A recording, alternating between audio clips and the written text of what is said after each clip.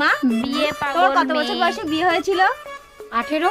আর বাবার কত বছর বয়সে বিয়ে হয়েছিল? 22। আমার তো 23 বছর বয়স।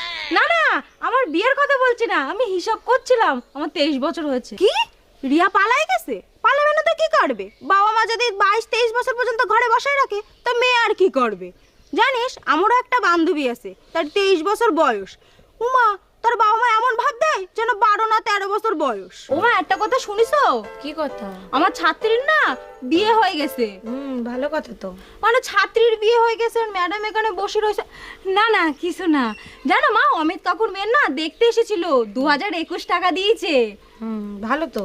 হ্যাঁ, ওর তো 15 বছর বয়সেই বিয়ে ঠিক করে রেখে দিয়েছে, যেই 19 হয়েছে সেই বিধি দিয়েছে।